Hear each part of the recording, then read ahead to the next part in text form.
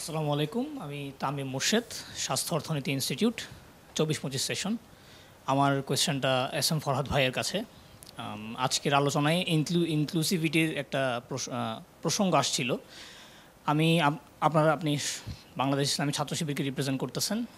আপনাদের প্যানেল দেখলাম, প্যানেলে এবার ইনক্লুসিভ হওয়ার চেষ্টা করা হয়েছে। নারী রিপ্রেজেন্টেটিভ আছে, আমাদের আদিবাসী রিপ্রেজেন্টেটিভ আছে।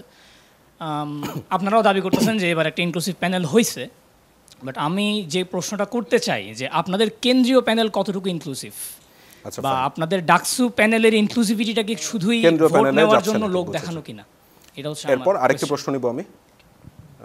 আচ্ছা, আপনি করুন না ওখান থেকে। আসসালামু আলাইকুম, আমি মোহাম্মদ সোহেল, সমাজ কল্যাণ ও গবেষণা ইনস্টিটিউট, ঢাকা বিশ্ববিদ্যালয়।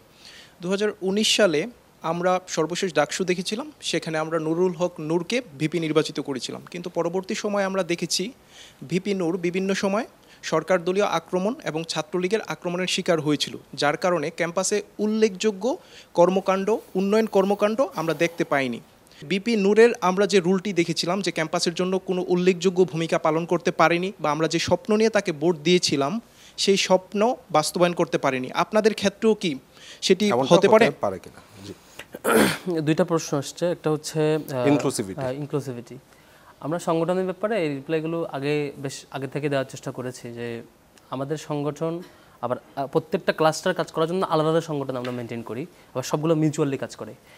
এটার কারণ হচ্ছে এটা এম্পাওয়ার করা হয়। আমি উদাহরণটা এভাবে দেই, ধরেন যে একটা সংগঠনের রিসেন্ট অনেকগুলো কমিটি হয়েছে, ছাত্রদলের কমিটি বা বেশগুলো সংগঠনের কমিটি। যখন আপনি সব ক্যাটাগরিকে একসাথে মার্জ করেন, একসাথে যখন এক জায়গায় মার্জ করেন, তখন এখানে ওই পাওয়ার প্র্যাকটিসের মধ্য দিয়ে পারস্পরিক যে প্র্যাকটিসে বা কম্পিটিশন, সেই কম্পিটিশনে স্বাভাবিকভাবে ডাইভার্স ক্যাটাগরির মানুষজন অনেক সময় কেউ বঞ্চিত হয়ে যায়। সেক্ষেত্রে আমরা প্রত্যেক ক্যাটাগরি মানে সেম ভ্যালুসের আলাদা আলাদা সংগঠন কন্টিনিউ করি এবং সবগুলো আবার মিউচুয়ালি কাজ করে, যে কারণে আমাদের যে ইনক্লুসিভিটি সেটা প্রত্যেকে স্ব প্ল্যাটফর্মে এম্পাওয়ার হয়। নারীদের জন্য আলাদা, যেমন আমাদের নারীদের আলাদা প্ল্যাটফর্ম, সেটা আলাদা কাজ করে। সে নিজেই সভাপতি, সে নিজেই নারীদের সেক্রেটারি, নিজেই ডিসাইড করেন, নিজের রাইটসে নিজেই বুঝেন। এই জায়গায় আমার মনে হয় এটা মোর প্র্যাকটিক্যাল আর কি। আচ্ছা, যাই হোক, আমি বিশ্ববিদ্যালয়ের প্যানেলে আসি। বিশ্ববিদ্যালয়ের প্যানেল আসলে এবার ইনক্লুসিভ হওয়ার চেষ্টা করছে। বিষয়টা এমন, আমাদের ব্যাপারে একটা ফ্রেমিং করা হয় যে হিন্দুরা ভোট দেবে না, নারীরা ভোট দেবে না। সবাই আপনাদেরকে কেন ফ্রেমিং করে বলেন তো আমাকে ফরহাদ? ফ্রেমিং করার ওই যে মনে হয় যে মেন কম্পিটিটিভ সে হইতে পারে, তাকে একটু হিট করে ভোট মানে কমপে বোধ হয়। আমি একটু রিপ্লাইটা একটু অন্যভাবে দিই। যেমন ফিরোজপুরে যখন দেলোয়ার হোসেন সাইদি প্রার্থী হচ্ছিল প্রথমবারের মতো, উনি তো হুজুর ওয়াজ করেন যে ওনাকে হিন্দুরা ভোট দেবে না, এই করবে না, সে করবে, যেখানে এখানে হিন্দু বেশি। পরে দেখা গেল যে ভোটের রেশিওতে হিন্দুদেরই অধিকাংশ ভোটে তিনি, হিন্দু ভাই বোনদের ভোটে কিন্তু উনি জয়ী হয়ে আসলেন।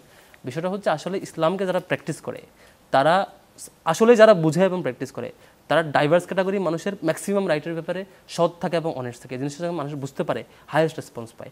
আবার আমাদের এর আগে ছাত্র সংসদ ইলেকশন 90 বা 80 দশকে যখন ছাত্র সংসদ নির্বাচনগুলো হয়েছে, আমাদের এক্সপিরিয়েন্স হচ্ছে ছাত্র শিবির মেলদের ভোটের চেয়ে ফিমেলদের ভোট বেশি পাইছে। এটা আমাদের এক্সপিরিয়েন্স। আপনি এবারও দেখবেন, এবারও আপনাদের কোনো রিসার্চ আছে? হ্যাঁ, আমাদের সে বোঝাপড়া। এবং আমরা কনফিডেন্ট হচ্ছে, আমি বরং ছেলেদের ভোটের ব্যাপারে কনফিউজ যে ছেলে ভোটগুলো ভাগ হবে, ফিমেল ভোট নিয়ে আমি কনফিউজ না। ফিমেল ভোট নিয়ে আমি খুবই কনফিডেন্ট, এবং ওই যে বাকি যে ফ্রেমিংগুলো করা হচ্ছে এগুলো টিকবে না আর কি। একটা প্রশ্ন যেটা আসছে বিপি নূর নিয়ে, বা এটা রেফারেন্সকে কেন্দ্র করে যেটা আসছে, দেখেন বিপি নূর ইলেকশন করছে 19 সালে। তার আগে আওয়ামী লীগ অলরেডি ফেসিবাদ হয়ে গেছে। ফেসিবাদ হয়ে যাওয়ার অনেকগুলো কারণ আছে, অনেকে এম্পাওয়ার করছে, অনেকে এটাকে আমরা যখন চেষ্টা করছি তাকে নামাবো 14 সালে, অনেকে এই আন্দোলনকে ক্রিমিনালাইজ করছে, হয়তো সে সময় আওয়ামী লীগ ফেসিবাদ হয়েছে। কিন্তু যখন বিপি নূর ইলেকশন করছে তখন আসলে আওয়ামী লীগ অলরেডি স্টাবলিশড।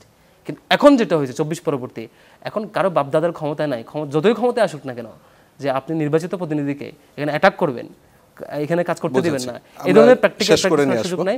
এবং আমার মনে হয় শিক্ষার্থীরা যাকে ভোট দিয়ে জিতাবে, তিনি যদি কোনো দলেরও না হয়, ইন্ডিভিজুয়াল ক্যারেক্টারও হয়, একদম তার কোনো যদি মানে আলাদা দলীয় পরিচয় না থাকে, কিচ্ছু না থাকে, তাও কোনো রাজনৈতিক সংগঠন কিংবা সরকারের এই সক্ষমতা থাকবে না বিশ্ববিদ্যালয়ের নির্বাচিত বিপিজিএসকে কাজ করতে দেবে না।